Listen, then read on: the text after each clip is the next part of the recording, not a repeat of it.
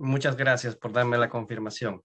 Muy bien, chicos. Entonces, continuando nuestras ponencias, tenemos ahora la presentación del tema la topografía y geodesia automatizada aplicada a los predios estatales. Esta ponencia estará a cargo de Arquímedes Solís.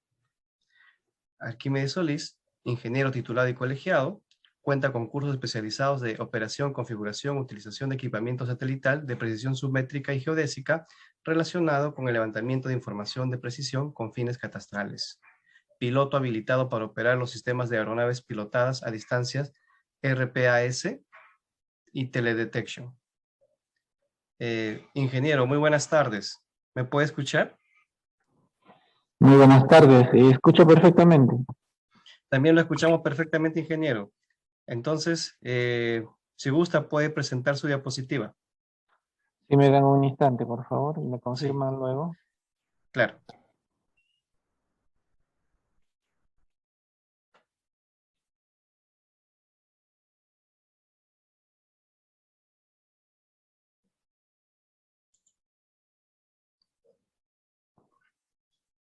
Se observa perfectamente, ingeniero. ¿Es adecuada la presentación? Sí, se está observando perfectamente. Correcto. Bien. Con el permiso del señor moderador, tengan todos ustedes quienes me escuchan desde el otro lado de mi pantalla, una muy buena tarde. Espero que en estos minutos que nos queda sea del agrado de todos ustedes, ya que vamos a tratar un tema importante dentro del desarrollo de las actividades que realiza la institución a la cual pertenezco. Está de más decirlo, creo, pero no creo evitar decirlo. Soy un ingeniero que trabaja en la Superintendencia Nacional de Bienes Estatales, dentro de la Subdirección de Registro y Catastro. Tal es así que se me ha encargado tratar el tema esta tarde relacionado al uso de los receptores GNSS, que comúnmente se denominan GPS, relacionado con el levantamiento catastral de bienes inmuebles. Por otro lado, debo comentar que mi nombre es Arquímedes Solís Cruzado. El correo institucional lo tienen en la presentación. Bien.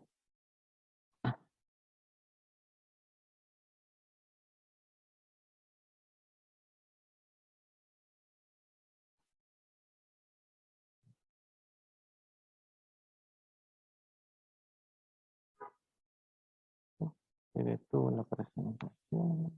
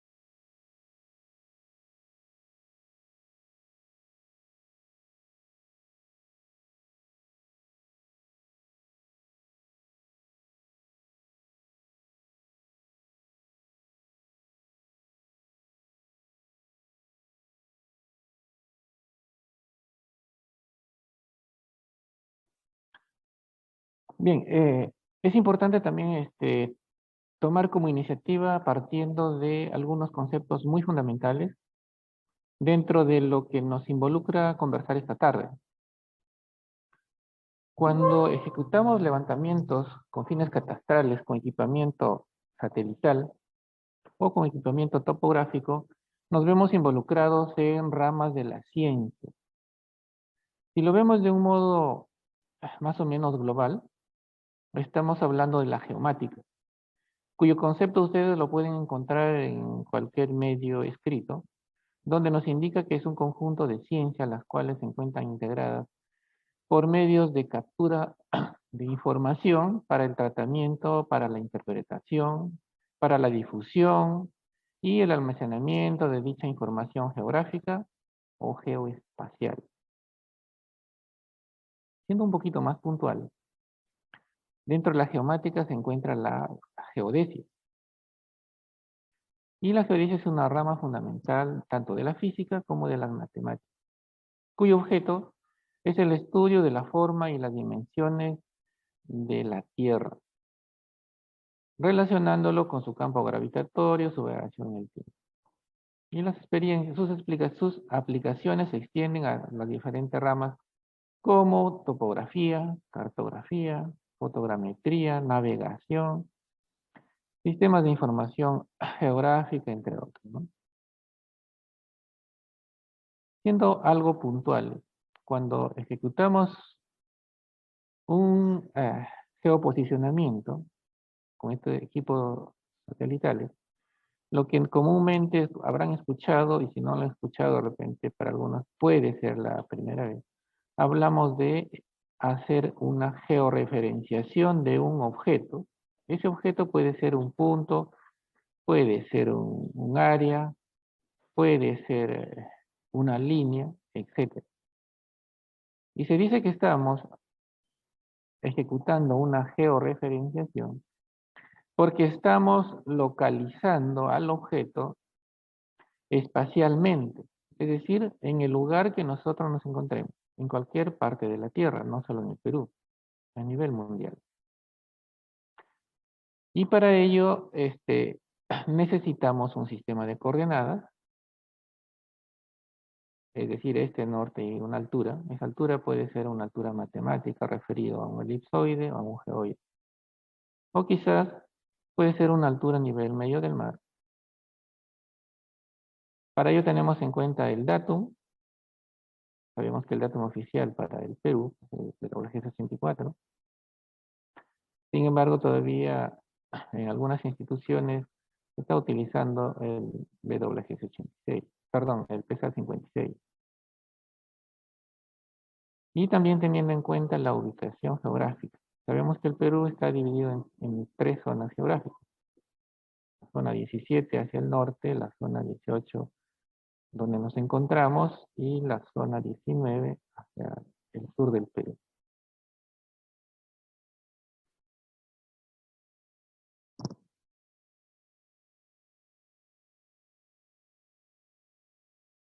Por otro lado, hay que tener en cuenta cuando nosotros hacemos un trabajo no utilizando equipamiento satelital, pero sí equipamiento topográfico, ya nos vemos involucrados en la rama que el nombre lo indica, ¿no? La topografía. Y es una ciencia que nos permite ejecutar actividades con el objeto de representarlo de manera gráfica una porción de la Tierra, teniendo en cuenta formas naturales, formas artificiales, haciendo mediciones de ángulos y distancias. Y si hacemos lecturas con fines de curvas de nivel o darle la forma real del espacio que estamos georreferenciando, ya estamos haciendo bajo el sistema de curvas de nivel, es decir, estamos teniendo en cuenta la altura a nivel medio del mar. Un poquito para diferenciarlo con la geodesia es que nosotros haciendo topografía clásica, topografía plana, consideramos a la Tierra como si fuera una superficie plana, ya que las áreas que involucramos son relativamente pequeñas. A diferencia que con la geodesia, podemos abarcar mayores extensiones de áreas, teniendo en cuenta que la Tierra no es plana, es un geoide. Por eso que usa un modelo matemático denominado geoide, ¿no? Un modelo geoidal. Bien, para tratar este tema, la institución a la cual pertenezco emitió una resolución al finalizar el año 2016, en la cual aprueba unos lineamientos para el levantamiento catastral de bienes inmuebles. Entonces lo que conversamos a partir de este momento está detallado en dicho lineamiento.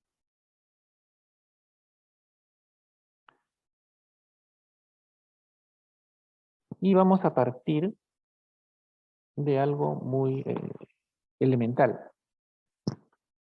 Si nosotros planificamos ejecutar un levantamiento de bienes inmuebles, que normalmente son predios, tenemos que empezar con ejecutar un planeamiento de la actividad de campo que vamos a realizar. Es decir, vamos a tener un cronograma de actividades, estimando tiempos y los logros que debemos encontrar, ¿no?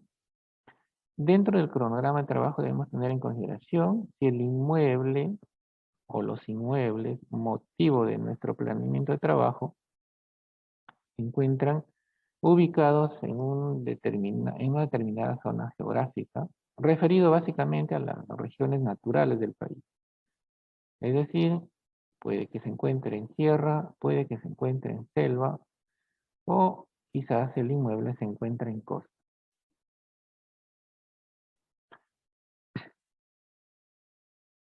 El ámbito geográfico a tener en consideración es importante porque nos va a ir definiendo situaciones como la accesibilidad al predio.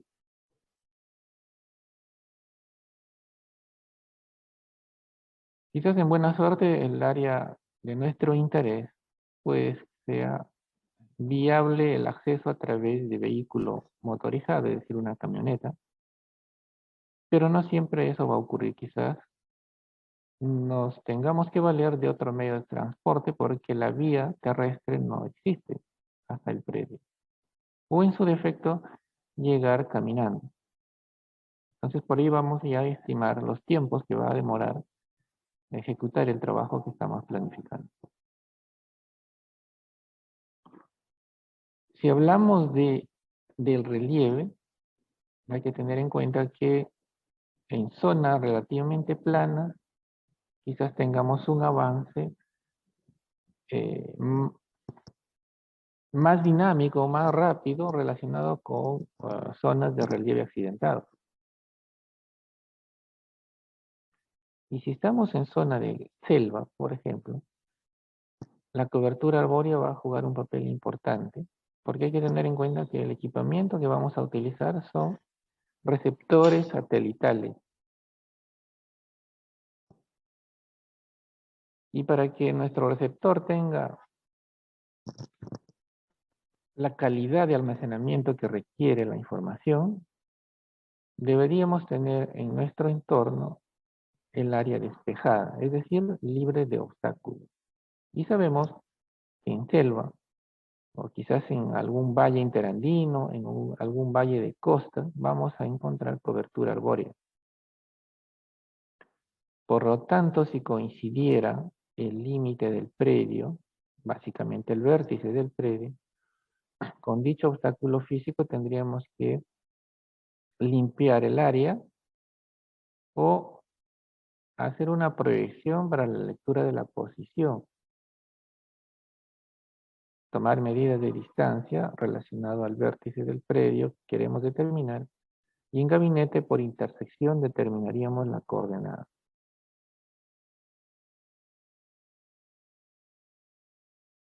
Otro factor a tener en consideración es el método que vamos a utilizar. Sabemos que existe método directo de medición y método indirecto de medición.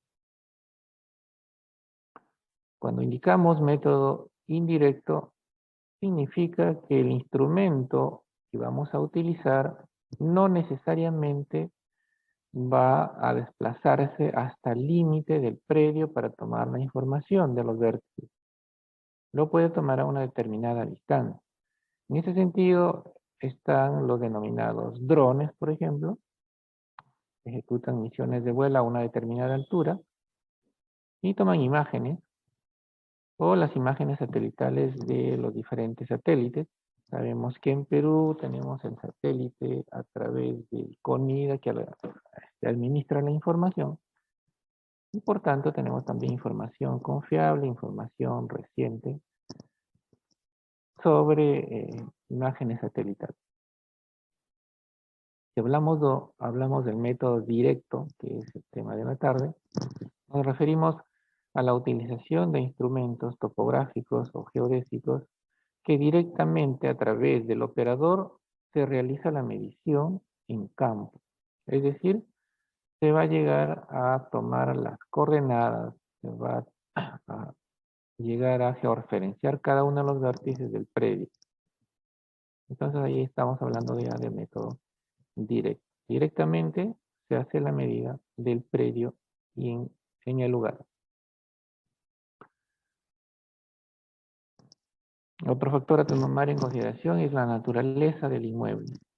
Es decir, si el predio se encuentra ubicado en una zona urbana, se encuentra ubicado dentro de un ámbito rural.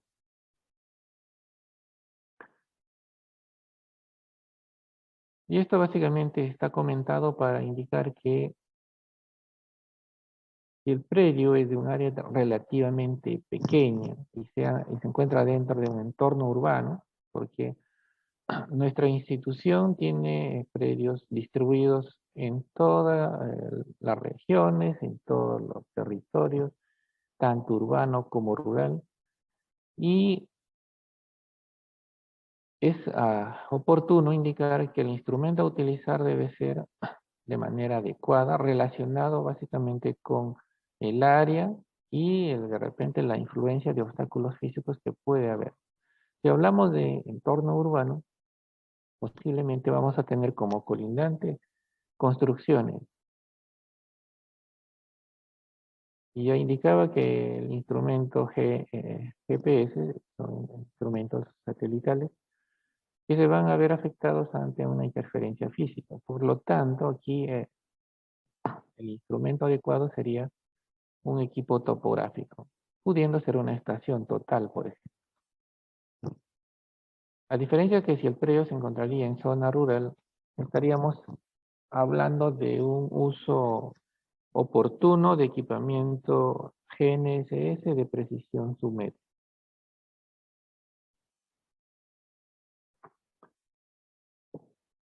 Adicionalmente a ello, todas las instituciones públicas y privadas disponen de información gráfica, información alfanumérica, de todos los levantamientos catastrales que se vienen realizando desde años anteriores, cuya información pues tiene un origen confiable, y debemos hacer uso de ello para hacer un mapa temático. Es decir, superponer toda la información que disponemos dentro del área de nuestro interés, dentro del área que estamos planificando ejecutar nuestro levantamiento, a fin de ir disgregando cualquier situación que puede estar inmersa respecto a la colindancia, respecto al área misma del predio que estamos intentando ejecutar un levantamiento catastral. Porque podríamos encontrar algunas situaciones, como puede ocurrir que parte del área estaría involucrada para lo que es el Ministerio de Cultura, es decir, quizás en una zona arqueológica, o de repente es una zona de reserva, ¿no? O quizás existe una vía de comunicación terrestre aprobada por el Ministerio de Transportes y Comunicaciones, por ejemplo, que puede surcar por el predio. Entonces, para eso nos va a ir determinando un estudio de bases temáticas que realicemos previamente al levantamiento del predio en campo.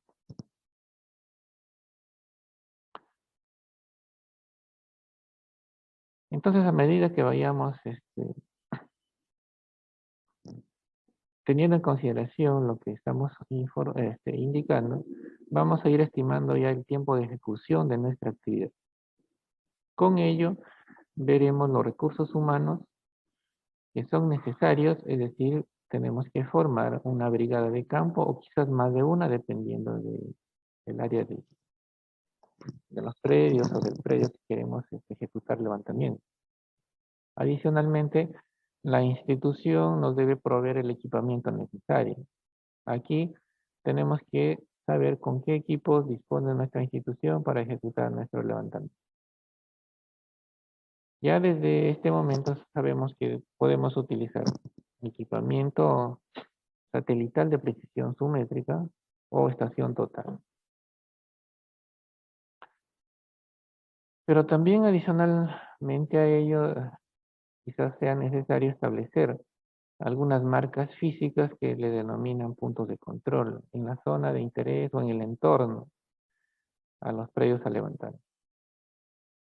Si eso fuera el caso, necesitamos adicionar a nuestro cronograma cierto requerimiento económico, es decir, que nos permita comprar los materiales, porque una marca física es un hito elaborado de concreto, donde tenemos que invertir para comprar el cemento, los agregados, algunas herramientas fundamentales, etc. Lo vamos a ir viendo brevemente más adelante. Entonces, teniendo en consideración lo antes comentado, ya estimaremos toda la logística necesaria y tendremos nuestro cronograma estimado de las actividades para el levantamiento que nos estamos planificando realizar.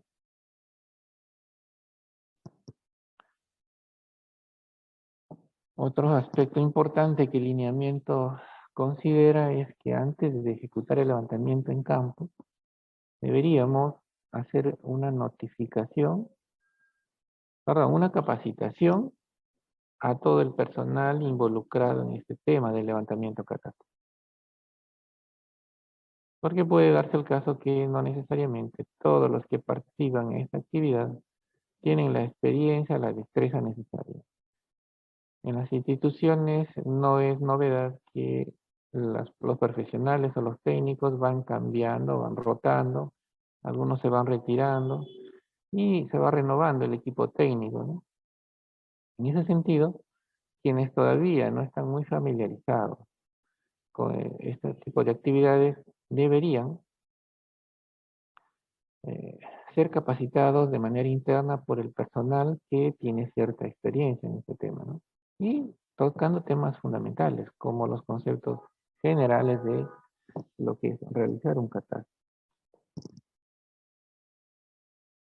Hacer extensivos los métodos de levantamiento catastral, los conocidos como indicaba son los métodos directos, el método indirecto.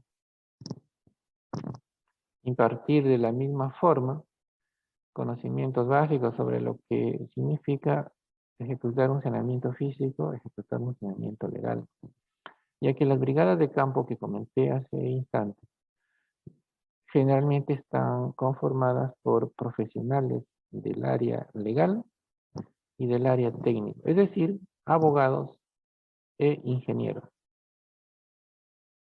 De la misma manera, impartir conocimientos sobre llenado de algunos formatos que son necesarios llenar en campo. Quizás no sea,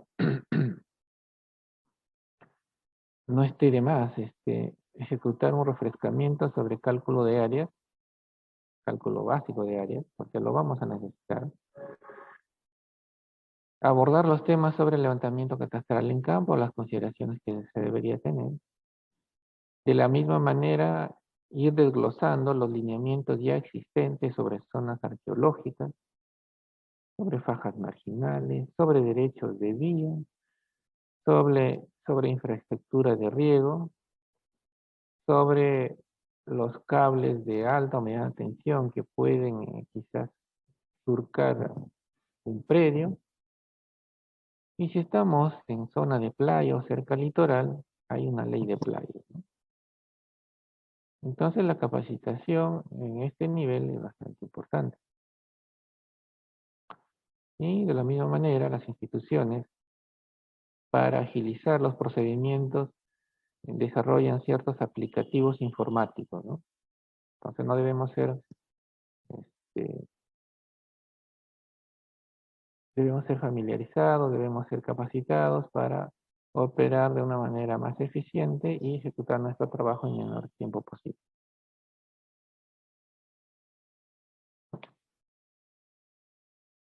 Otro aspecto importante antes de ejecutar el levantamiento catastral es realizar la notificación a todos los colindantes donde se indique la fecha y la hora del el levantamiento catastral que planificamos realizar.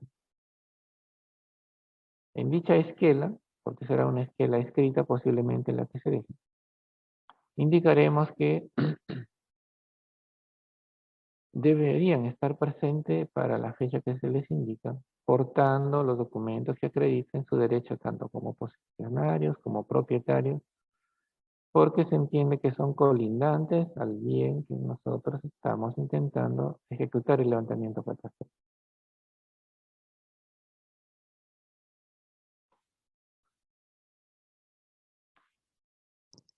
Aquí en esta lámina vamos a dar a entender sobre el método directo relacionado a la cantidad de profesionales o técnicos que participan por cada brigada, por cada grupo que trabaja en campo. Y está relacionado básicamente al tipo de instrumento que va a utilizar para hacer su medición. En ese sentido, si vemos que el trabajo se ejecuta con equipamiento satelital o GNSS, lo adecuado es que vaya un técnico catastral, que puede ser el ingeniero, y un asistente técnico, es decir, dos personas formarían una brigada de campo para trabajar con equipamiento geodésico o con equipamiento submétrico mediante el uso del sistema GNS. Pero si se ha planificado ejecutar el levantamiento con equipo topográfico, es decir, una estación total, el número de profesionales y técnicos que participan por cada grupo o brigada de campo se incrementa. Necesariamente va a ser un técnico catastral y 2 a 3 asistentes técnicos. Por lo tanto, son de 3 a 4 profesionales que son necesarias para formar una brigada de campo al utilizar este tipo de equipo topográfico. Tener en consideración este aspecto nos va a servir para planificar mejor nuestro trabajo, porque ya vamos a ir estimando de acuerdo al número de brigadas de campo que son necesarias. Ya tenemos en cuenta que habrá un determinado número de profesionales necesarios también para participar en la actividad.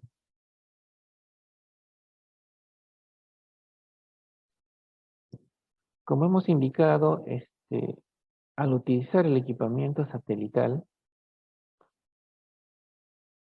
este equipamiento satelital recepciona la señal de las diferentes constelaciones que existen disponibles en la Tierra. Sabemos que existe el sistema GPS o Navstar, el norteamericano más antiguo, el sistema GLONASS, el sistema Beidou, Galileo. Ahí tenemos también de la República Popular China, de la India, que hay dos sistemas adicionales que están en proceso de implementación. Sin embargo, en Perú, nosotros al utilizar un equipo satelital, vamos a recepcionar señal del sistema norteamericano GPS y del sistema GLONASS, del sistema ruso. Los demás sistemas aún no se encuentran disponibles para nuestros receptores en este espacio geográfico. También es importante hacer comentario que estos sistemas no están exentos de diferentes fuentes de error. Y se les atribuye errores sistemáticos a aquellos que escapan del operador, como algún error que puede estar ocurriendo en el reloj mismo del satélite, ya que se entiende que las constelaciones están conformadas por un determinado número de satélites que giran alrededor de la Tierra en órbitas concéntricas y a una distancia aproximada de 20.000 kilómetros. Por esa razón se estima que pueden haber algún error tanto en las órbitas, tanto en el reloj del receptor mismo, es decir, del instrumento que ejecuta el trabajo en campo, y por la distancia que se desplaza la señal desde el satélite hasta nuestro receptor, pueden incurrir errores atmosféricos. También es importante hacer reconocimiento que hasta antes del año 2000, indica la literatura y ustedes lo pueden verificar, que existía lo que se denominó disponibilidad selectiva. Esto estaba indicado para evitar la precisión al objeto. Por eso se habla que tenía un error inducido de hasta 100 metros. Se entiende que habrá sido por reservas de Estado, para evitar situaciones bélicas, etcétera, ¿no? Otra fuente de error importante es la buena o mala geometría respecto de la disposición de los satélites en un determinado momento que nosotros estamos ejecutando un geoposicionamiento, una georreferenciación o una geolocalización de un objeto. Y eso se puede verificar cuando observamos en nuestro colector de datos gráficamente la distribución de los satélites en dicho instante. Y podemos observar que están muy cerca entre ellos o muy dispersos entre ellos respecto de la posición que estamos guardando. Entonces no hay una buena geometría. También como fuente de error están las interferencias que pueden ocurrir objetos como edificios, es decir, edificios de 2, 3, 4 pisos ya son un obstáculo para una buena recepción satelital. De la misma manera, la vegetación, como indicaba al inicio, puede ser en selva que nos corresponde ejecutar un levantamiento catastral y lo que vamos a observar es un manto verde, conformado básicamente por arbustos y árboles.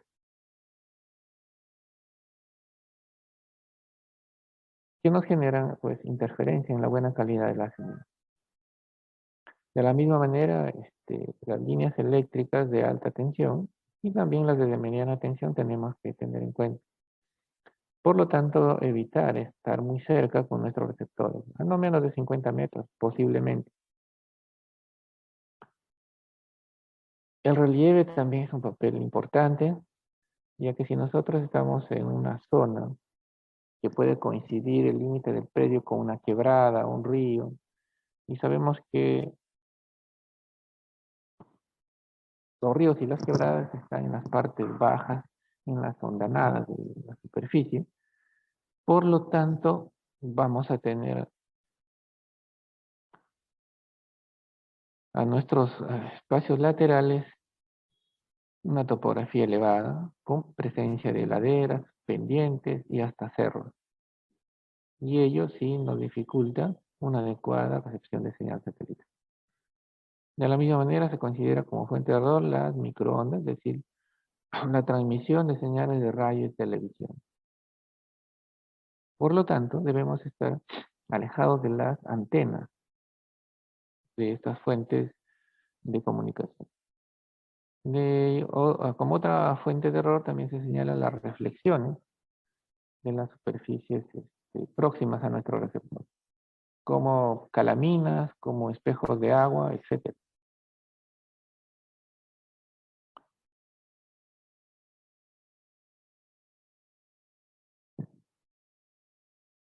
Sin embargo, el operador debe tener toda la destreza necesaria para no cometer de repente algunos errores por exceso de confianza o por exceso de comodidad, porque más adelante vamos a ver la clasificación de los receptores GNSS, donde tenemos los geodésicos, los sumétricos.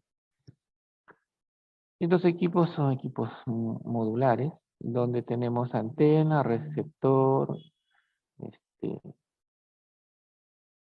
y hasta colector, similar a operar un equipo celular. Son modulares y por comodidad del operador prefieren llevarlos sin accesorios externos. En este caso sí se recomienda utilizarlo con una antena externa.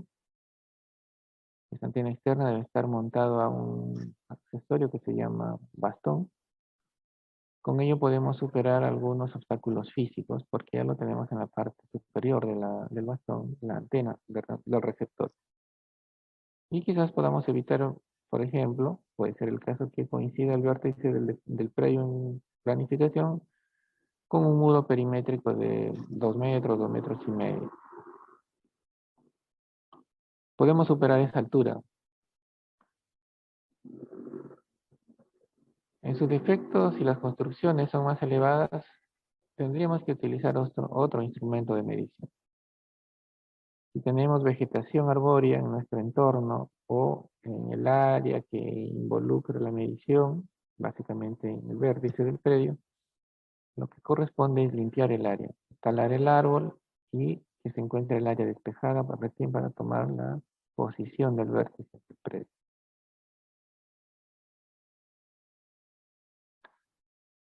Otro error que no debemos incurrir es alejarnos hasta 50 metros como mínimo de los cables de alta y mediana tensión, por ejemplo. De la misma forma, evitar la cercanía a antenas de comunicación. Evitar estar cerca de superficies reflectantes. Y un factor importante que a veces es determinante es la hora de operación del receptor. Casi siempre quienes trabajamos con estos equipos nos percatamos que al mediodía existe menos disponibilidad de satélites para la posición que queramos capturar en cualquier lugar del Perú. Sin embargo, eso se mejora en horas de la mañana y en horas de la tarde. Entonces, por ahí la hora de operación también juega un factor importante, ¿no? Ahora en esta lámina vamos a ver brevemente una clasificación muy concreta respecto de la precisión de los receptores GNSS. Hay tres grandes grupos. Tenemos el grupo de los geodésicos. Estos equipos son equipos que tienen una precisión milimétrica luego de la corrección diferencial que se ejecute de su información que almacena. Y obviamente son equipos que se denominan equipos diferenciales que admiten los diferentes sistemas de las diferentes constelaciones, tienen múltiples canales de recepción en todas las frecuencias necesarias dependiendo del modelo del equipo. Luego tenemos el equipo sumétrico, también es un equipo diferencial, similar al anterior, con la diferencia que su precisión puede ser decimétrica o puede ser submétrica, luego de haber corregido la información. Y finalmente tenemos los equipos navegadores, que son solamente equipos de uso recreativo para ubicación, porque tienen una precisión relativa mayor al metro. Y utilizarlo con fines catastrales mucho, mucho más si hacemos un catastro de precisión, entonces estarían siendo excluidos para este tipo de actividades. Ya que estos equipos son equipos autónomos, su información que se almacena no puede ser corregida diferencialmente con una estación de referencia. A diferencia de los dos anteriores, que la precisión se obtiene al ejecutar la denominada corrección diferencial de esa información que almacena.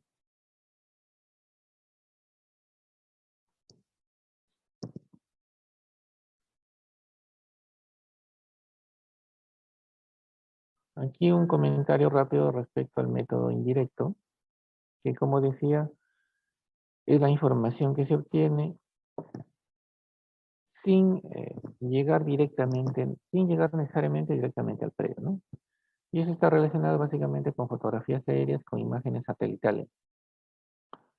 Las imágenes satelitales, pues, obviamente son tomadas por un satélite, pero dichas imágenes no tienen una calidad adecuada para utilizarla con fines catastrales, mucho menos si hacemos catastros de precisión como hacen todas las instituciones públicas y las privadas, ¿no?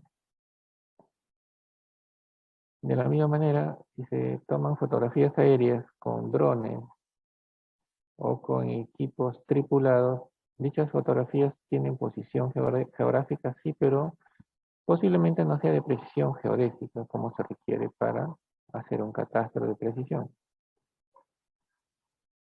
Entonces, en estos dos tipos de información, tanto fotografías como imágenes, es necesario ejecutar un control de la posición para darles precisión. ¿Eso qué significa? Establecer lo que se denomina puntos de control. Entonces, por ahí es importante comentarlos en este tema. Y los puntos de control se establecen utilizando el equipamiento que antes indicaba, ¿no? Un equipamiento de precisión geodésica. Aquí un comentario rápido también respecto al uso de los drones, es decir, las aeronaves que se operan remotamente, ¿no? A cierta distancia se ejecutan tomas de fotografías con estos dispositivos. Y existe la ley que lo tenemos a la vista, que nos permite garantizar la seguridad de las operaciones que se dan por los diferentes usuarios del espacio aéreo, así como la seguridad de las personas y de la superficie terrestre y acuática, ¿no? Y está dependiendo directamente del Ministerio de Transportes y Comunicaciones a través de la Dirección General de Aeronáutica Civil, convirtiéndose en el ente encargado de otorgar las licencias tanto a personas naturales, personas jurídicas u organizaciones civiles para el uso de las aeronaves pilotadas a distancia, es decir, de los drones.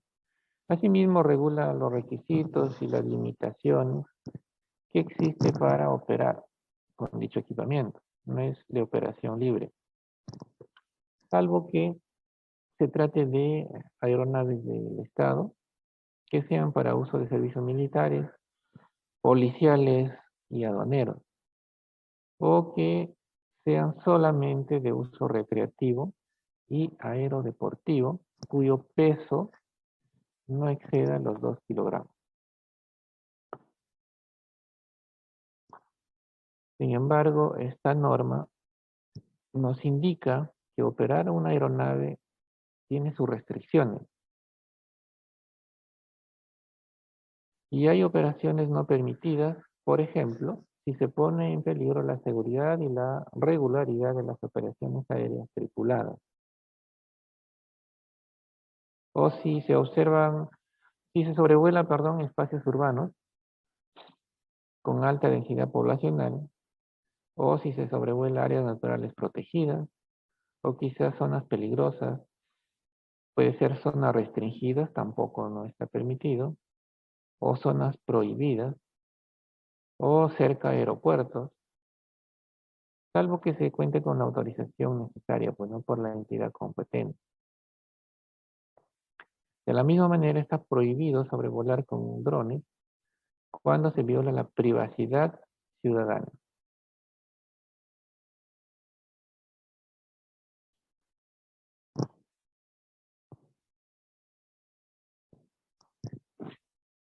Además de ello, para operar un dron hay que cumplir tres requisitos fundamentales. Primero es registrar la aeronave, donde el operador del dron solicitará a la Dirección de Certificaciones y Autorizaciones, todo esto en el Ministerio de Transportes y Comunicaciones o en centros de atención al ciudadano en las diferentes regiones, donde dicha dirección le entregará una tarjeta de registro, dejando constancia los datos de dicho instrumento.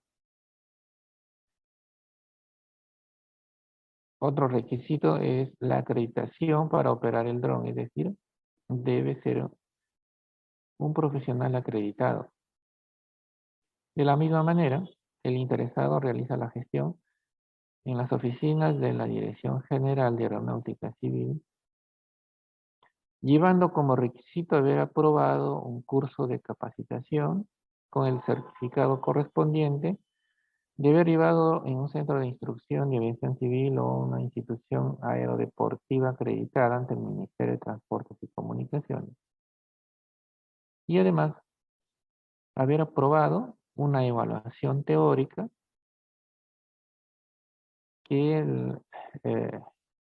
la misma Dirección General de Aeronáutica Civil lo evaluará al solicitante, y siempre y cuando haya aprobado, recién se le acredita como piloto y por lo tanto se le da una licencia como tal. Y un tercer requisito es que si se va a sobrevolar zonas urbanas, necesariamente el piloto debe solicitar de manera anticipada un permiso ante el Ministerio de Transportes y Comunicaciones, donde mediante un documento indicará fecha, hora y coordenada en las que hará uso del dispositivo.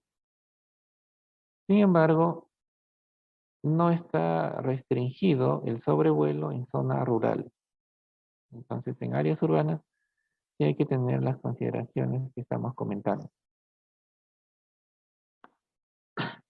Una vez más, se indica que está prohibido el sobrevuelo con drones en zonas restringidas, como puede ser Palacio de Gobierno, áreas militares, los aeropuertos, como indicábamos antes, los centros arqueológicos, las áreas naturales protegidas, salvo que exista autorización impresa de dichas instituciones, ¿no?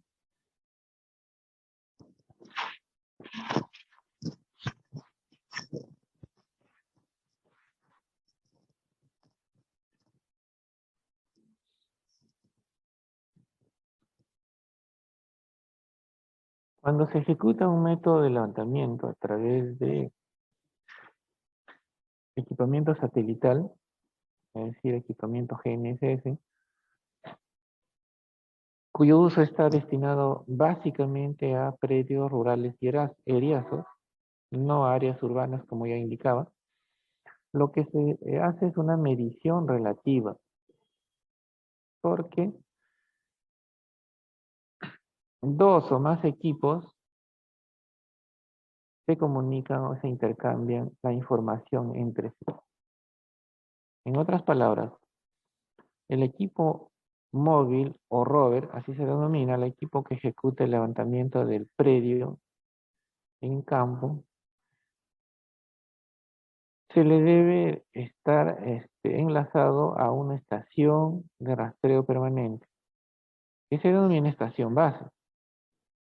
Esa estación base puede ser del IGN o puede ser un punto de control geodésico establecido en el lugar de interés o en el entorno. Y ese punto de control es una marca física, como indicaba.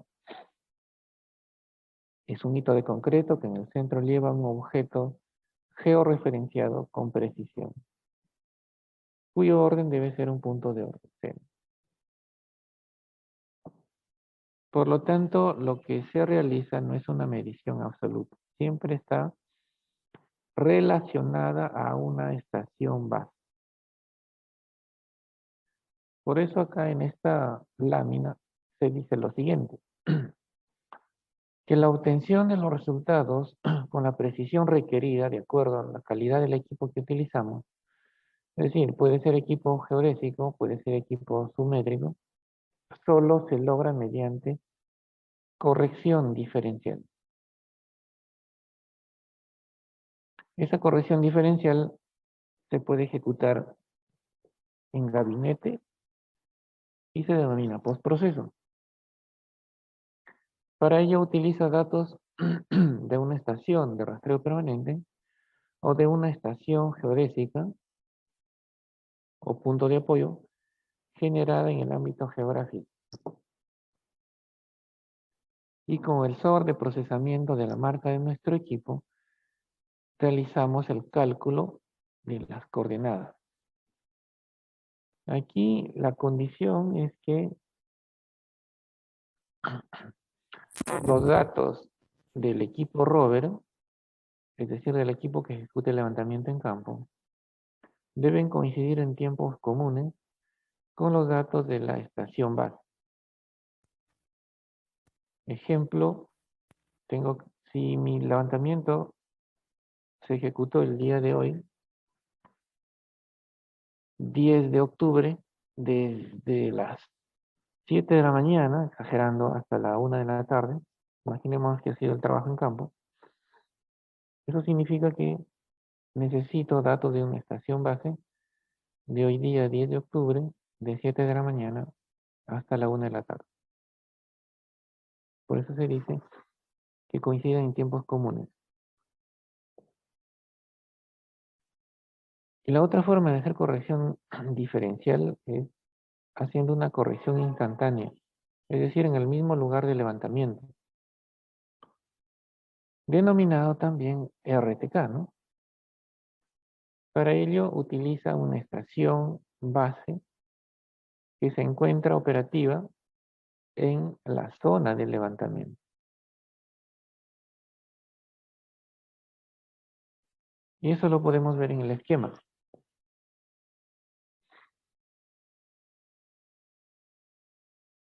En la parte central vemos un hito de concreto pintado de dos colores. Este hito de concreto tiene una marca física. Esa marca física tiene posición calculada. Es decir, se hizo un trabajo anticipado. Llegado el momento de ejecutar el levantamiento del predio, deberíamos reocupar esta marca física con un GPS, con un equipo GNSS de presión geodésica.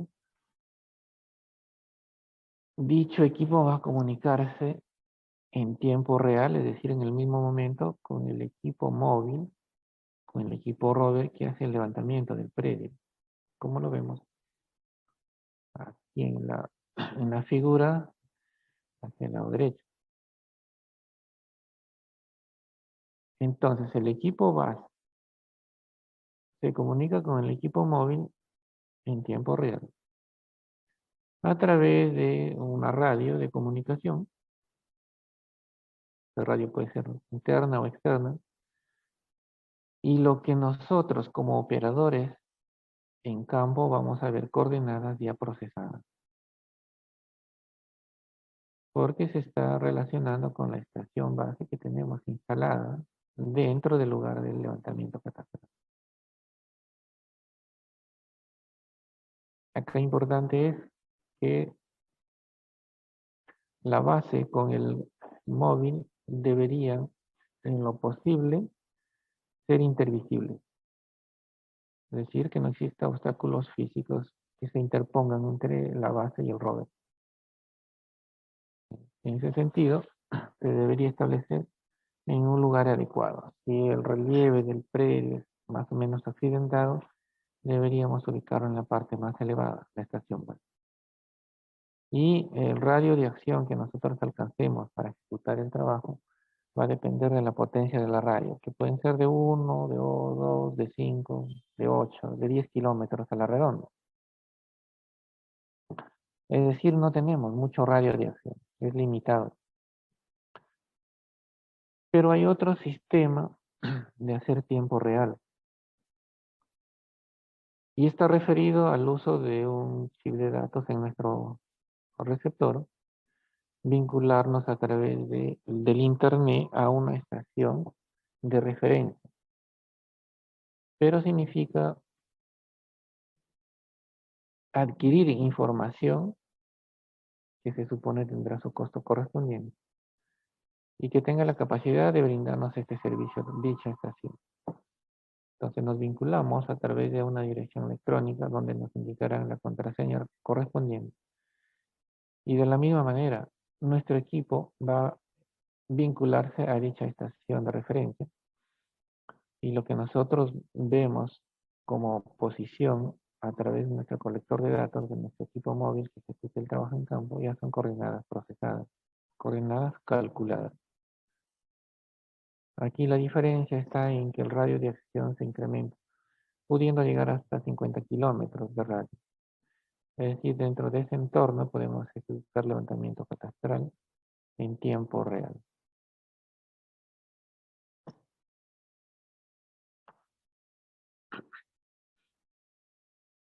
Como ya nos estamos dando cuenta, los levantamientos catastrales que se ejecutan con el uso de este equipamiento no es de manera absoluta. Tiene que estar relacionada a un sistema geodésico. Y el sistema geodésico oficial, tanto horizontal y vertical, lo ha implementado y lo viene implementando y lo administra el Instituto Geográfico Nacional, el IGN. Por lo tanto, constituye el único sistema de referencia geodésica a nivel nacional, la misma que se encuentra integrado al sistema de referencia mundial. Entonces, si necesitamos hacer un levantamiento catastral, deberíamos enmarcarnos al sistema geodésico oficial. ¿Y eso qué significa? Utilizar como datos base los que nos brinda las estaciones de rastreo permanente del IGN, que constituyen la red geodésica horizontal oficial del país. Dicha red geodésica está constituido por un conjunto de estaciones, que son como 70 o más, creo, a nivel nacional, que están ubicadas en un espacio adecuado donde ya tienen posición calculada de precisión y de orden cero. Las mismas que se encuentran operando, es decir, almacenando información de posición durante todos los días del año. Estos datos que almacenan son transmitidos por medio de una red a un servidor central, donde son almacenados para su uso posterior, es decir, el IGN ya administra, distribuye esta información a solicitud del usuario. Lógicamente que tiene un costo, salvo que a través de instituciones públicas formalicen un convenio interinstitucional con fines de que provea el IGN datos de manera gratuita a dicha institución. De lo contrario, se tiene que solicitar al IGN, pero para que nos brinden los datos tendríamos que primero abonar el importe económico que corresponde, tanto por data como por ficha técnica. Eso lo vamos a ver luego.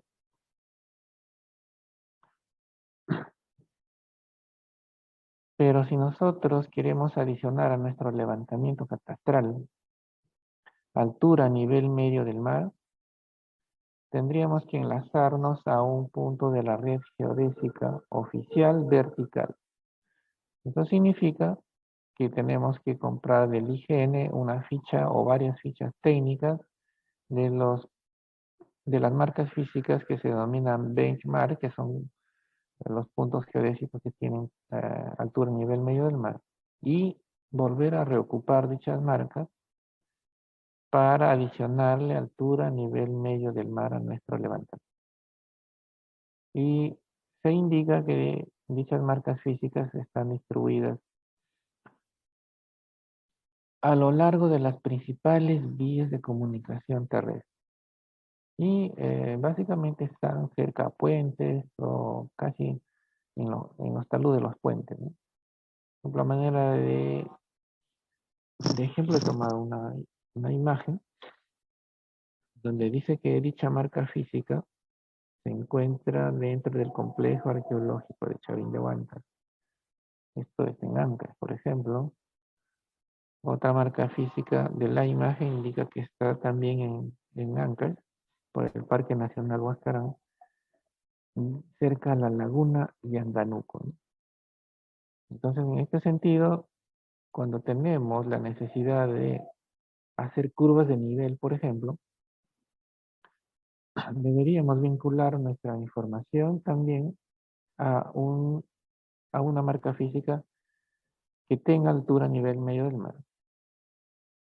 Eso significa comprar la ficha técnica, ubicar la marca en el campo, reocupar con equipo geodésico y hacer los cálculos necesarios para obtener cota a nivel medio del mar. Aparte de que tengamos posición de X, Y de precisión, es decir, de este y oeste. Entonces, teniendo en cuenta que el IGN es el ente rector de nuestra cartografía, también es importante que se les comente los diferentes órdenes de los puntos de control que el IGN establece. La estación de rastreo permanente todas son de orden 0. Por lo tanto, su precisión de dichas estaciones no exceden de los 4 milímetros. Y para generarlas, han tenido que ser enlazadas a 8 estaciones de orden 0, es decir, del mismo orden. Dichas estaciones deben formar una figura geométrica circunscrita, es decir, una figura geométrica regular respecto del punto que estamos generando. Se configura como método de levantamiento, es un método estático. Se tiene en consideración que las estaciones de referencia pueden estar a una distancia máxima de hasta de 4.000 kilómetros, es decir, bastante distante. Se configura el equipo con una máscara de elevación de 10 grados, con un intervalo de registro cada 15 segundos, es decir, cada 15 segundos almacena una posición, una coordenada me refiero. Y lo importante es que son estaciones generadas con 2 ciclos de registro continuo de 14 días cada uno. Y luego se hace pues el cálculo de la posición. Por lo tanto, nos estaremos dando cuenta que en 28 a 30 días recién se puede procesar información para obtener coordenadas de un punto de orden 0. Y si seguimos los diferentes órdenes, porque existen órdenes de puntos tanto A, B y C, cada uno con su precisión correspondiente. Si hablamos de un punto de orden A, significa que su error máximo en horizontal es 6 milímetros. Y solamente requieren de 3 estaciones de enlace de orden 0 hasta 500 kilómetros de distancia del punto que estamos georreferenciando. Solamente requieren 7 días de registro, es decir, se reduce a una semana. Si queremos generar puntos de orden B, su error máximo es de 8 milímetros. Requieren 3 estaciones de enlace que pueden ser de orden 0, de orden A o de orden B, a una distancia máxima del punto que estamos generando de 250 kilómetros y solo con 2 días de registro continuo.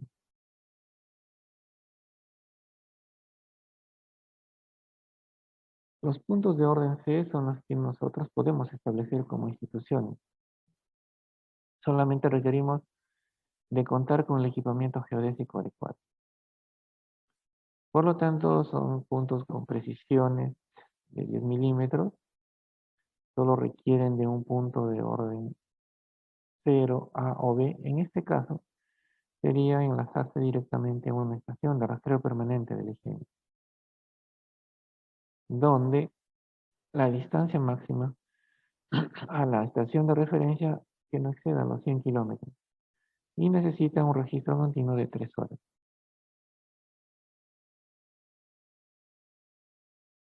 Este tipo de puntos de orden a la que me refiero sí se puede realizar, como indico, teniendo en cuenta que solo se necesita equipamiento geodésico de precisión y adquirir la información de la estación de rastreo permanente más cercana a la que nos encontramos estableciendo la marca o el punto de control.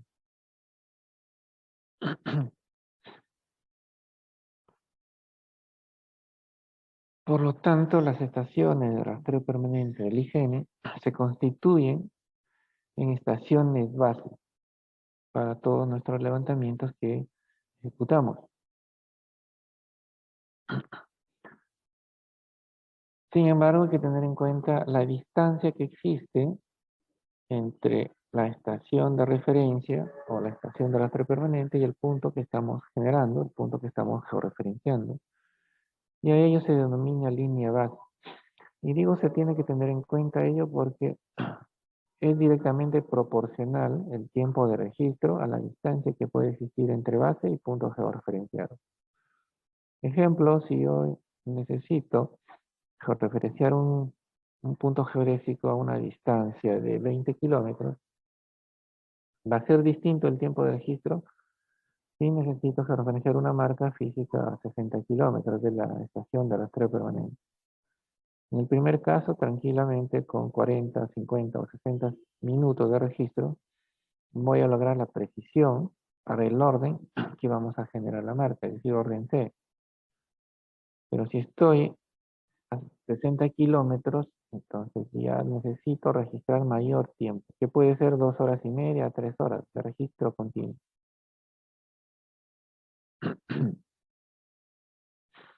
También es importante comentar que el IGN tiene sus estaciones de rastreo permanente establecidas con una determinada marca de equipamiento, como la que vemos en la imagen. Puede ser esa marca, que es una marca conocida. Sin embargo, cuando nosotros ejecutamos el levantamiento en campo, no necesariamente disponemos de equipamiento de dicha marca, puede ser otra marca. En esas condiciones, para procesar la información, el software de nuestro equipo adquirido debe tener la capacidad de leer un formato RINEX. El formato RINEX es un formato de lectura universal por cualquier marca de equipamiento satelital.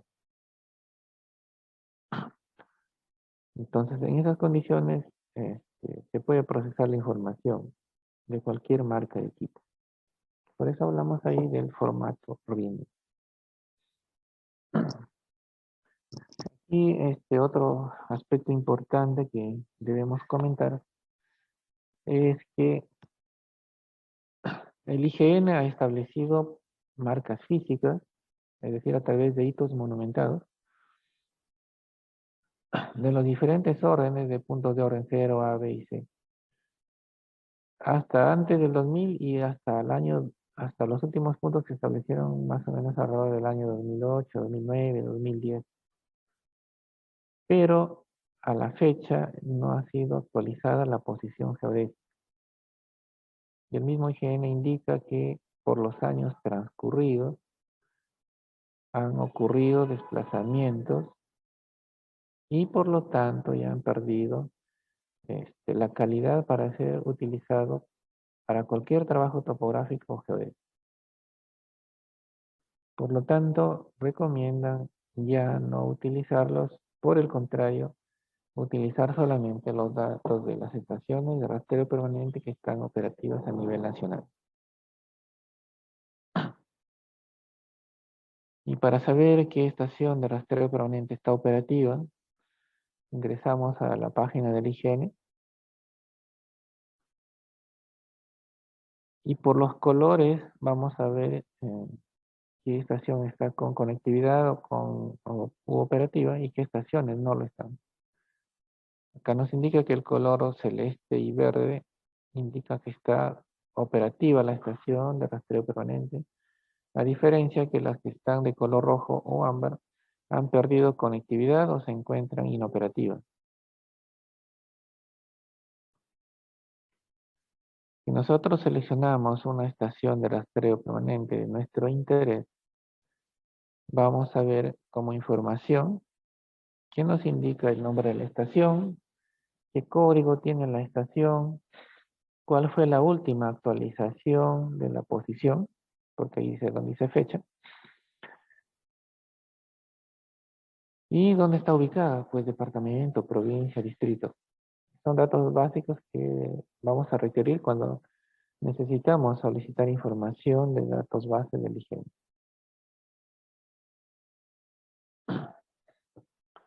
Bien, de manera rápida también es importante comentar que para establecer puntos de control geodésicos de orden C, solamente se requiere pues del equipamiento de dicha precisión. Y para establecer hay que hacer un ligero planeamiento, donde tenemos en cuenta que hay que estimar los plazos de ejecución, los recursos humanos y los recursos económicos que son necesarios porque hay que adquirir cemento, agregados y algunas herramientas para establecer el hito. Luego de ello, llegar a la zona, hacer un reconocimiento del terreno, verificar que sea un suelo estable, de preferencia que tenga fácil acceso y sea un lugar adecuado para estacionar, porque como herramienta adicional este, se utiliza un trípode y una base nivelante sobre la cual fijamos nuestro receptor.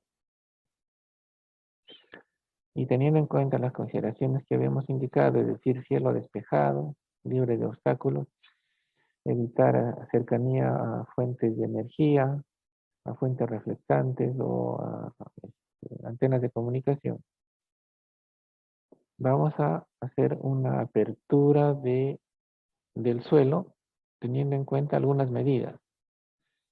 Significa que vamos a excavar el suelo haciendo una abertura de un cuadrado de 40 por 40 centímetros y 70 centímetros de profundidad. Dicho espacio va a ser rellenado con concreto. Para eso se indicaba que se necesita llevar cemento, llevar agregados, llevar agua y llevar herramientas, ¿no? Y en el centro colocar un objeto metálico o por lo menos un fierro corrugado, pues, ¿no? De unos 30 centímetros de longitud y quizás media pulgada de diámetro, ¿no? Sea suficiente. Aquí el IGN también describe respecto al uso de las denominadas placas que deben ir en el hito, con sus características respectivas. No lo voy a comentar porque me imagino que como material les van a hacer alcanzar, si es que no les alcanzaron ya lo que estamos aquí comentando, ¿no? Y lo van a tener a disposición ustedes cuando quieran repasar, cuando quieran instruirse, ¿no?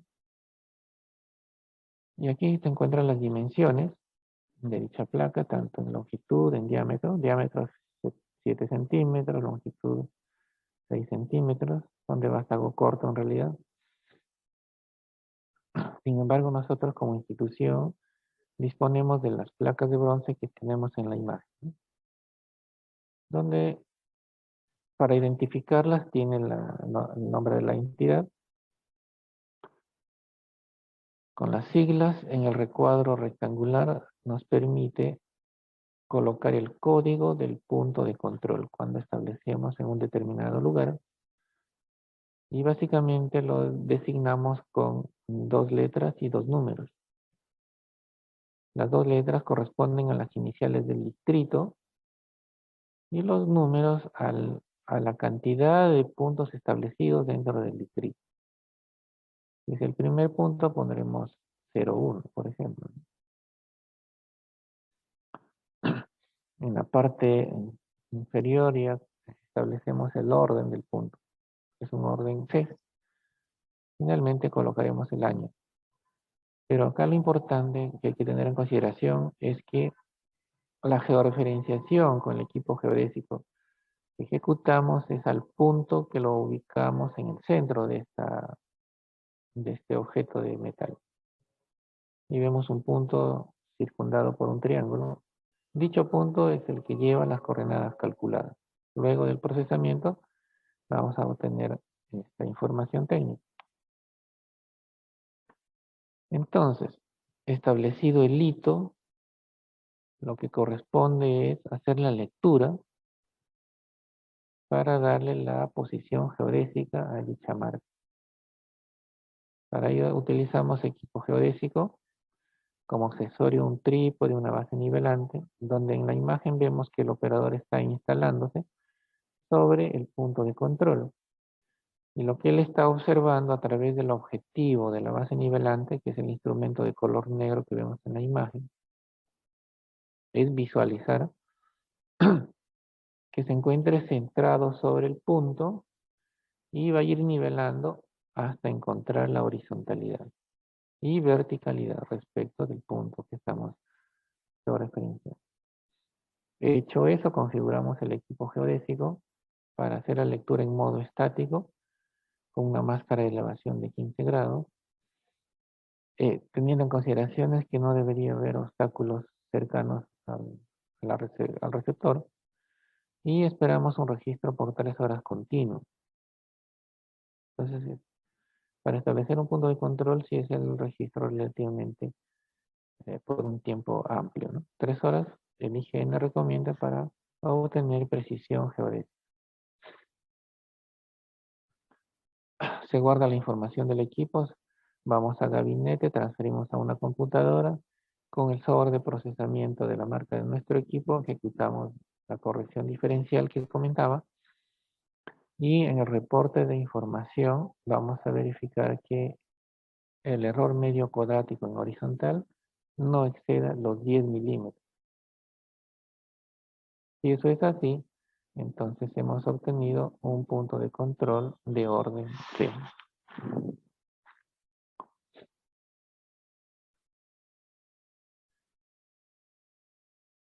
También es importante indicar que durante el registro de la información hay que tomar datos de campo en una libretita adicional que nos permita elaborar una ficha técnica de dicho punto de control.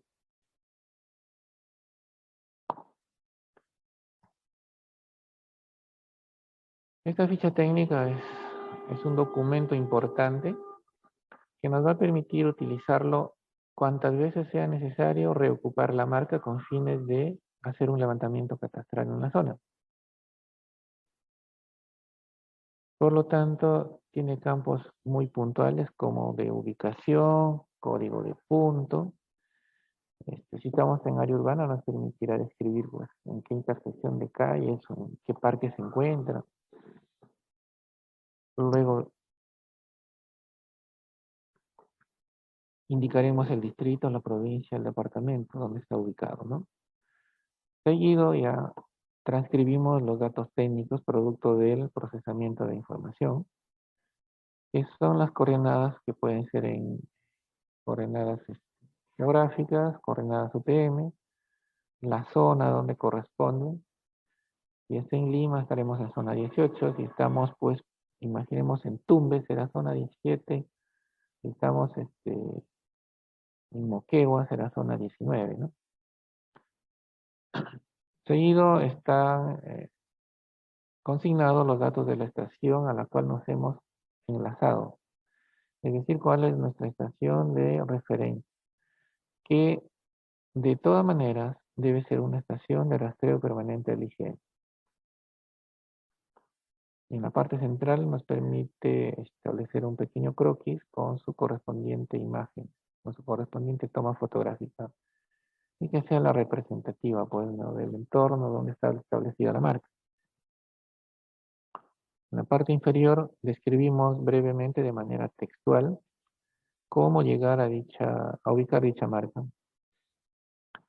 Luego describimos la marca misma, es decir, si el hito es pues, de forma cuadrada, de qué dimensiones, es decir, tiene 40 centímetros de lado, si está sobre el nivel del suelo, a qué altura, o está a nivel del suelo, qué código de punto le hemos asignado a la marca, o lleva pues un fierro corrugado en el centro, o lleva una placa de bronce, es decir, cuál es el objeto que le hemos establecido para referenciar el punto, ¿no?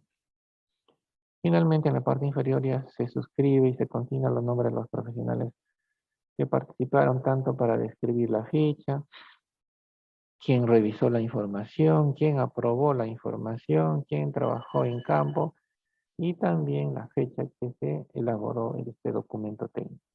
Este documento técnico es importante, como indico, para que En una próxima oportunidad que se ejecute algún levantamiento catastral y se quiera utilizar dicha marca, necesariamente con este documento, cualquier profesional que vaya va a ubicarla y hacer su trabajo sin mayor inconveniente. Estos puntos de control tienen varios usos.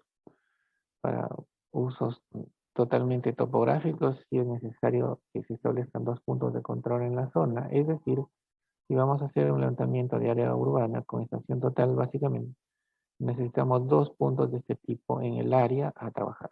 Y la condición es que se vean entre ellos, sean intervisibles. Pero si vamos a hacer un levantamiento con equipo satelital, es decir, equipo GNSS, solamente con un punto de control en la zona o cerca de la zona de levantamiento será suficiente. Si vamos a georreferenciar fotografías aéreas, por ejemplo, deberíamos establecer puntos de control en todas las imágenes que es de nuestro interés, por ejemplo. Por ejemplo, para vuelos con dron tenemos fotografías aéreas y si queremos darle precisión deberíamos establecer los puntos de control en todas las fotografías aéreas. Se identifica en gabinete, se lleva a campo y se ejecuta el geoposicionamiento. Si queremos utilizar imágenes satelitales, es similar. Disponemos de la imagen satelital y sabemos que no tiene precisión geodésica o de calidad para hacer catastro con precisión. Entonces, planificamos en gabinete los diferentes puntos de control en todo el área de la imagen satelital de nuestro interés.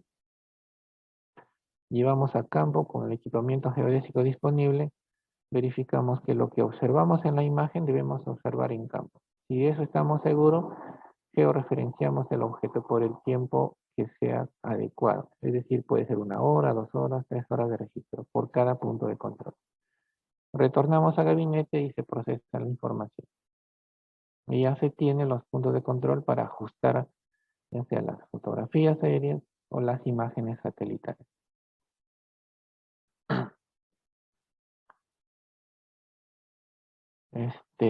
Harold, creo que hemos pasado el tiempo. No sé si dispongo de unos minutos adicionales o hay otra actividad. Ingeniero, buenas. Sí, aún podemos, ¿Podemos continuar unos minutos más? sí, podemos continuar unos pequeños Gracias. minutos. Gracias. Entonces, dentro de nuestro planeamiento que nos hemos trazado al inicio, va a estar ya la parte de campo, donde tenemos que tener en cuenta que antes de salir a campo vamos a verificar el equipamiento necesario que está dentro de nuestra planificación, obviamente. Así verificamos la existencia del receptor, del colector de datos, de los cargadores de batería, que tenga su antena externa, se recomienda que tenga su bastón de 2 metros para fijar la antena externa. Y adicionalmente debemos llevar pues objetos de medición de distancia, como winchas de varias dimensiones en lo posible.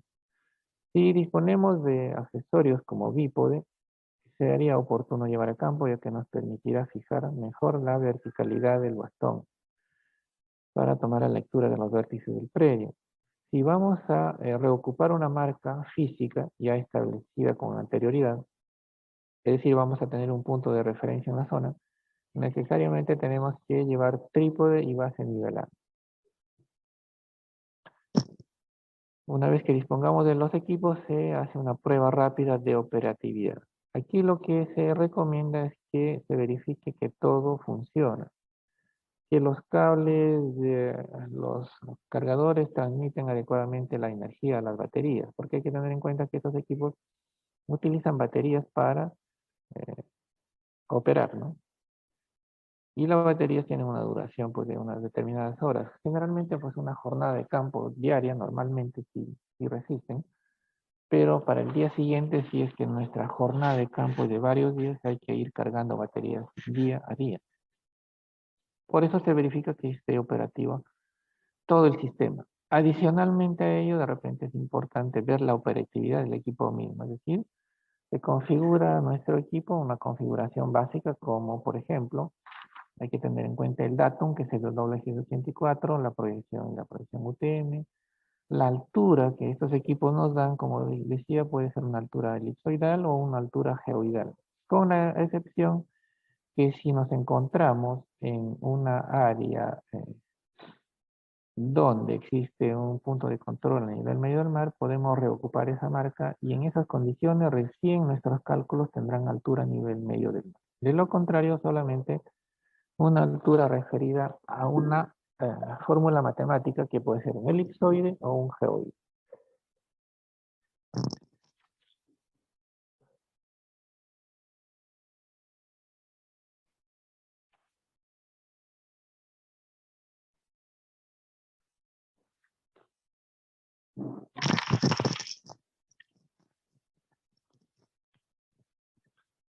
Adicionalmente a ello, como criterio de configuración básica de nuestro receptor submétrico, es que hay que tener en cuenta que hay que elegir la característica del registro, que debe ser un punto, porque también podemos elegir área, podemos elegir línea, lo cual no es muy adecuado. Se recomienda punto. Configuramos la máscara de elevación del equipo a 15 o 10 grados, de preferencia a 15 grados sobre el horizonte. Eso significa que si vemos sobre un ángulo horizontal la antena del receptor, le estamos restringiendo 15 grados del horizonte hacia la parte superior. En ese espacio le estamos restringiendo que llegue la señal de cualquier satélite que esté en ese entorno, ¿no?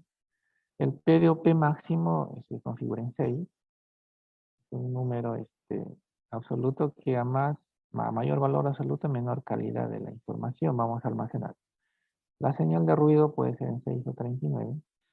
El intervalo de registro a 1 o 5 segundos. El intervalo de registro es la cantidad de tiempo que el equipo está configurado para almacenar una posición. Si yo digo intervalo de registro 1 segundo, el equipo cada segundo almacena una coordenada, un dato de ubicación geográfica. Ahora, el tiempo de registro mínimo por punto es de 60 segundos. Y si se configura 5 segundos, será 5 minutos, ¿no? Altura de antena puede ser una altura vertical o inclinada, hay que tener en consideración ello, porque cuando se hace procesamiento vamos a necesitar dicha información, dicho dato. Se configura el receptor en modo móvil, porque no es base, es un modo móvil. Y como indicaba, el tipo de característica debe ser un punto. Con esas consideraciones básicas, nuestro equipo en campo va a hacer el almacenamiento de la información. Bueno, esto solamente es para indicar las marcas de los sobres de procesamiento, de acuerdo a la marca del equipo, ¿no? Que no es muy relevante en realidad. Sin embargo, ya llegado a la fase de campo para hacer nuestro levantamiento, luego de haber hecho la prueba, la configuración rápida, etcétera, vemos que todo funciona, ya deberíamos estar en campo, donde ya tenemos diferenciado nuestra estación base que hemos establecido en la zona, o nos enlazamos directamente a la estación de rastreo permanente más cercana del IGEM. Y en campo lo que tenemos que hacer ya es el levantamiento del predio con nuestro receptor submétrico.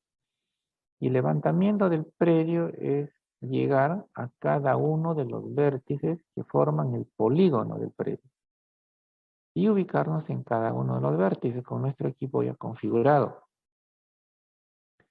y proceder a la georreferenciación. Y se entiende que vamos a ubicarnos en el vértice físico que tiene el predio. En algunos casos quizás no está definido de una manera muy, digamos, distintiva. En ese caso se recomienda que deberemos dejar pues una marca física, que puede ser una estaca, un fierro, algo con pintura, etcétera, ¿no? Pero sí, de todas maneras, se recomienda que la colección de la información debe realizarse utilizando pues una antena externa, la misma que debe estar ubicada en la parte superior de un bastón, que nos permita evitar las interferencias físicas. Ese bastón debe estar totalmente nivelado y ubicado verticalmente sobre cada uno de los vértices del predio. Adicionalmente, se va a elaborar una ficha técnica de campo, que es un formato que se establece, donde vamos a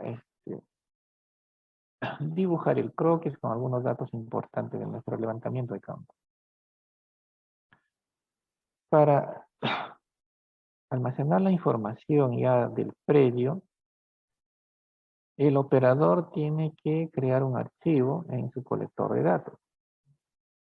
A ese archivo se le tiene que asignar un nombre que por orden debería ser la fecha de levantamiento, seguido de las iniciales del operador, que puede ser primera letra del primer nombre, primera letra del primer apellido paterno, seguido de las siglas de la institución.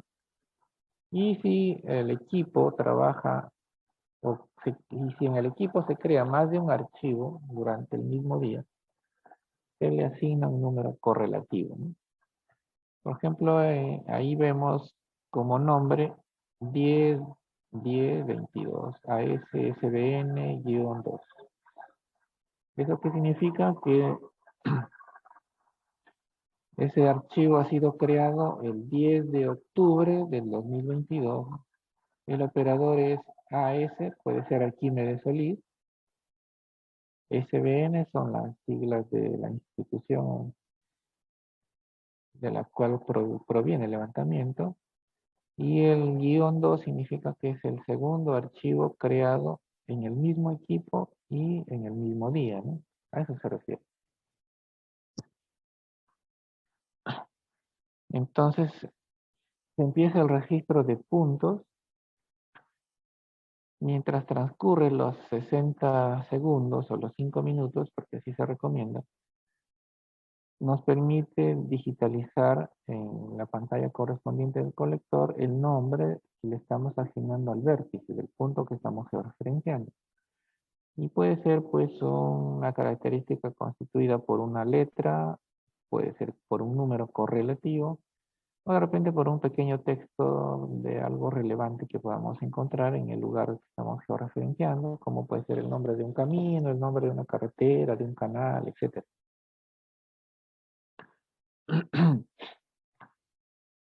La toma de los datos de cada punto del vértice del predio debe realizarse, dice, de modo estático. El tiempo de registro para obtener la precisión sumétrica, como mínimo 60 posiciones.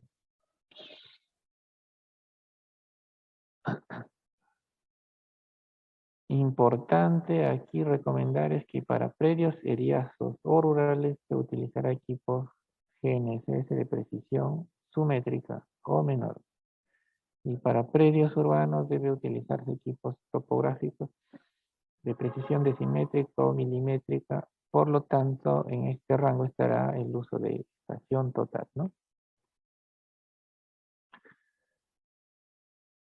Bien, estos equipos satelitales pueden pueden tener la facilidad de conectarse pues a una base de información gráfica que ahora está disponible. Y la información que vayamos almacenando en campo puede estar coincidiendo con lo que vemos físicamente en esas bases gráficas, que bien puede o no coincidir con la forma o con las dimensiones que el entorno nos muestra. Sin embargo, cuando se haga la edición de la información, ya tengamos la información real y concreta del levantamiento que se ha realizado. El hecho de que coincida o no nuestro levantamiento con lo que estamos viendo gráficamente no significa que estamos haciendo mal el levantamiento, porque se entiende que estas bases gráficas no necesariamente son pues de precisión, como el Google Earth, etc.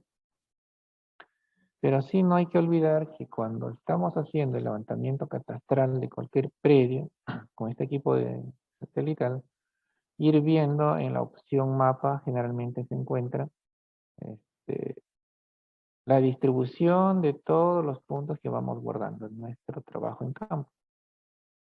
Entonces es importante tener en cuenta eso a modo de recomendación porque a veces recién iniciamos el trabajo y estamos utilizando el equipo primera o segunda vez y quizás no nos hemos percatado que estamos guardando la información y eso recién sale a relucir cuando transferimos datos en oficina y no existan, ¿no? Entonces la recomendación es ir viendo en campo que la información que se está generando se esté guardando en el receptor. Luego de ello, que hagamos el trabajo en campo, se tiene que transferir los datos a una PC de escritorio. Más aún se debe guardar la información original en un disco duro o en una unidad ya destinada, pues, ¿no? Para tal fin. Con la finalidad de que la información sea guardada y cuando se quiera ver la procedencia o analizar por alguna circunstancia, se tenga la información original, ¿no? Para hacer el procesamiento de la información solo se debe utilizar pues una copia de ella. Adicionalmente, en la carpeta que se crea, que debe ser con el mismo nombre con el que se creó el archivo en campo, habrán subcarpetas que almacenan distintas informaciones, como los datos de la base, los datos del rover o del equipo que hizo el levantamiento. Quizás se crea una carpeta ya del procesamiento de la información y se debe digitalizar las fichas de campo, tanto la ficha técnica del levantamiento que hicimos en campo, es decir, el croquis, y la ficha digital que obtengamos de la estación de referencia. Con el sobre de nuestra marca de equipo que hemos adquirido se ejecuta la corrección diferencial. Para la corrección diferencial vamos a necesitar información de una estación de referencia e información de los equipos o del equipo que hizo el levantamiento de los predios o del predio. En el caso de la estación de rastreo permanente o de la estación de referencia, se necesita también disponer de la ficha técnica, porque la ficha técnica nos da los valores de las coordenadas que vamos a fijarlas para que se ejecute el procesamiento de los datos. Se hace el tratamiento respectivo de la información, que consiste en revisar cada satélite que registró la información, tratando de evitar que exista la menor interrupción posible en el registro de la información de los datos, para luego el software ejecuta el procesamiento, emite el reporte. Dentro del reporte hay diferentes parámetros configurables que puede ser o no de nuestro interés. Lo que sí deberíamos verificar aquí es la precisión horizontal que estamos alcanzando. Si hacemos el levantamiento con equipo sumétrico, indudablemente que deberíamos tener puntos calculados con errores menores al metro. Y si hemos establecido puntos de control de orden C, indudablemente que el error máximo de dichos puntos de control establecidos serán pues de 10 milímetros, como se dijo anteriormente. Luego que hemos alcanzado la precisión de la información, ya nos permite exportar dicha información al formato de nuestro interés para ejecutar el plano, etcétera, etcétera. Aquí visualizamos una ficha del IGN. Pero bueno, no está completa. Bueno, lamentablemente no está completa. La ficha del IGN tiene 4 páginas, donde la segunda página contiene los datos técnicos y que son los datos fundamentales para ejecutar la corrección diferencial a la que me refería. Por ejemplo, acá vemos una marca o un nombre de un software de una determinada marca de equipo, la marca Socket. Se llama Magnet Tools. Como cualquier software de procesamiento, es bastante didáctico. Nos permite crear nuestro archivo, nos permite importar la información. Cuando importamos la información, lo que vemos son puntos enlazados a través de un vector y que convergen en un lugar. Cuando esta figura se forma de vectores que convergen en un determinado espacio, significa que estamos relacionando los puntos levantados en campo con una con información de una estación base. Para el ejemplo, la estación base está pues aquí donde está mi puntero, que de repente lo visualizan, esperemos que sí. Y todos los vectores convergen a ese lugar. Y en los extremos vemos pues nomenclaturas que le hemos dado a los puntos, ¿no? BI01, SE04, SE01, SE03, SE02.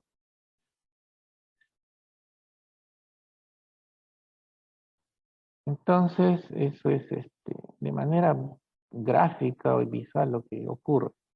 Y cuando revisamos cada punto georreferenciado en campo, vamos a desplegar y vamos a encontrar la recepción de cada uno de los satélites relacionados con el tiempo. Y de diferentes colores gráficamente lo muestra el software, ¿no? Por ejemplo, el satélite, el R significa el sistema GPS norteamericano, la G es el sistema GLONASS. Vemos que en el R, por ejemplo, tenemos el satélite 24, que tiene un registro continuo, un color lila. El satélite 23 de un color naranja, continuo también. El satélite 21 es de color rojo, pero al finalizar tenemos acá una interferencia y está entrecortado el registro. Por lo tanto, este tipo de registro se debe de evitar en el ingreso del procesamiento, ¿no? Esto más o menos es hacer una depuración de la información. Y así se hace para cada uno de los puntos que registra una información en un determinado momento. Finalmente, el software ejecuta la corrección diferencial y verificamos su precisión horizontal, que es de interés para indicar si hemos alcanzado la precisión a la cual es nuestro objetivo. Por ejemplo, en este caso, los puntos que hemos georreferenciado tienen precisión milimétrica, ¿no? Vemos el error medio cuadrático en horizontal para el punto SE01 de 1 milímetro, SE02 4 milímetros, SE03 8 milímetros, SE04 2 milímetros, BI01 7 milímetros. Entonces, producto de esta exposición, que espero no sea confusa, es tratar de hacer entender que para hacer un levantamiento catastral de precisión, deberíamos disponer de los instrumentos adecuados. Y como se indicó que el IGN es quien nos brinda el marco geodésico oficial de nuestro país, estamos en la obligación de enlazar todos nuestros levantamientos catastrales a dicho marco geodésico. Y para enlazarlo a ello tenemos que disponer del equipamiento que corresponde, es decir, equipamiento satelital de precisión submétrica para hacer levantamiento de predios, seriazos o rurales, y equipamiento de precisión geodésica para establecer puntos de control o hacer control de precisión de fotografías o de imágenes satelitales que las queramos utilizar con fines catastrales de precisión. Entonces, por ahí radica la importancia de esta conversación. Y acá vemos un reporte de equipo sumétrico. Si vemos la precisión horizontal, bueno, todos tienen 10 milímetros, 0.1 son 10 milímetros, ¿no? Posiblemente sea un equipo de precisión decimétrica. Entonces, esta conversación está dirigida básicamente a entender ello, ¿no? Es importante utilizar los diferentes sistemas de información, pero también es importante utilizar el equipo adecuado para obtener la precisión y una información confiable de acuerdo a nuestros objetivos, ¿no? En ese sentido, habiendo pasado ya de las horas programadas, casi media hora, yo ya doy por culminada mi intervención. El señor moderador de repente ¿quiere brindar algunas Sí. palabras finales o en su defecto el acceso a alguien que quiera opinar o hacer alguna consulta? Pues, ¿no? De manera rápida nomás, porque estamos sobre la Sí, hora, creo. agradecemos su tiempo, su disposición. Muchas gracias, ingeniero. A ver, chicos, creo que vamos a reducir a una pregunta. Si alguien, por favor, quiere formularla, levante la mano.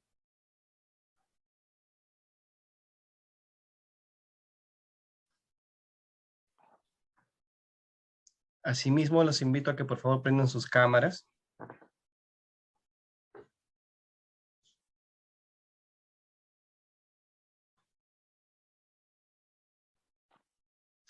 Estimado Alex, por favor, su pregunta. Sí, buenas tardes. Una consulta. El tema del sistema WGS84, UTM, las coordenadas UTM, son el sistema que se usa actualmente, ¿no? Para el tema de poder hacer los planos perimétricos, planos de ubicación.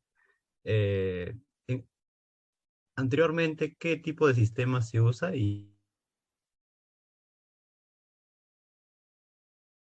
Ya, Y que tomar las medidas. ya no te escuché lo último, pero se entrecortó.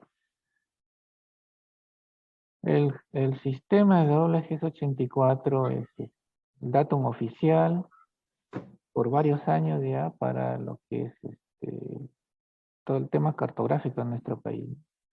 Sin embargo, como tú dices, antes de que se oficialice se venía utilizando pues el datum PSAT 56 y aún hasta la fecha en algunas áreas de algunas instituciones todavía se utiliza ese datum. Sin embargo, ya no es oficial, pero hacer la transformación de datum es un tema muy delicado, ya que en el IGN hasta la fecha pues no ha dado los parámetros de transformación oficiales. Entonces, hay quienes utilizan parámetros de un determinado software que, y que en realidad pues se torna algo que no es oficial. Pues, por ahí el tema es bastante complicado, ¿no? Entonces, de lo que te escuché, ¿qué datum se utilizaba anteriormente? Bueno, que más se ha utilizado antes que se oficialice el WGS84 es el PSA56. Y que así están inscritos muchas propiedades, ¿no? En su mayoría. En este caso, entonces, tienen que tomar nuevamente las medidas perimétricas. O sea, cuando quieren hacer nuevo, quieren tener otros planos, tienen que levantar de nuevo con el sistema B. Bueno, teniendo en consideración que hay información este,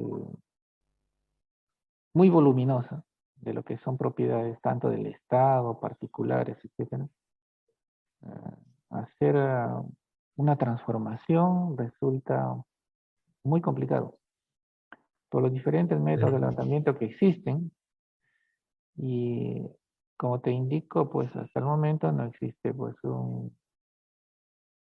eh, unos parámetros de transformación oficiales. Ahora, ejecutar un levantamiento en WG84, pues sería hacer un levantamiento aislado, pues porque casi toda la cartografía está inscrita en PSAT 56, ¿no? Es un tema muy complicado, ¿no? sí, sí, lo digo sobre todo porque en registros públicos ya no aceptan, bueno, el anterior sistema o solamente aceptan WGS84. Por Es eso más, bueno, mi comentario. yo no hago inscripciones registrales en el área que, bueno, en el área que yo me desarrollo no hacemos, bueno, mi persona no tiene acceso a este tema, pero de lo que había escuchado y entendido algo que incluso, pues, estaban pidiendo, ¿no? Que los planos que se elaboraron en WG64 se transformen a PESA 56 para que hagan una verificación, me imagino, en sus bases gráficas de registros públicos, que así todavía los tienen, pues, ¿no?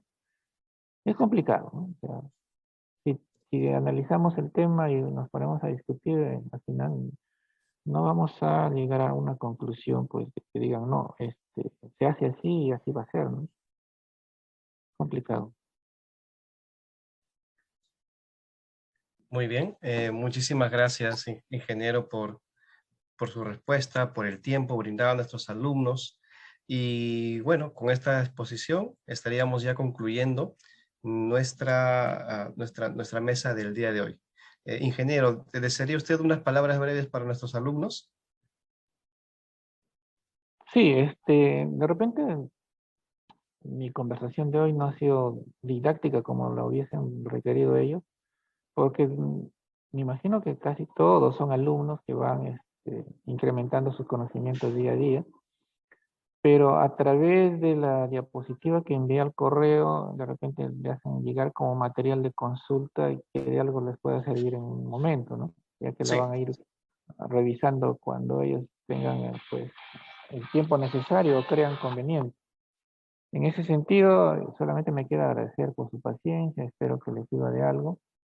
De ser así, yo estaría encantado de haber contribuido en algo, ¿no? Por lo demás, muchas gracias. muchas gracias a usted, ingeniero. Que tenga buenas noches. Buenas noches con todos. Muy bien, estimados alumnos, hemos terminado ya nuestra sesión del curso de extensión para universitarios. Todavía nos queda una clase pendiente. Y recordarles, chicos, siempre, por favor, la asistencia, que es importante porque recuerden que eso también se contabiliza. El material se va a estar subiendo en las próximas fechas, ¿sí? Y bueno, nada más, ya no nos extendemos más. Muchísimas gracias por su tiempo. Que tengan ustedes muy buenas noches. Sí, el material, no se preocupe, señorita Ana Sofía, ya deberían estar subiendo ya, porque ya se derivó al área correspondiente. Entonces deben estar editándolo y todo esto toma un poquito de tiempo, pero va a estar a su disposición siempre. Muy bien, chicos, muy buenas noches. Gracias. Nos volvemos a encontrar para la siguiente, ¿sí? Por favor, puntualidad siempre, porque recuerden que se está contabilizando el tiempo que ustedes están en clases. Gracias. Buenas noches, chicos.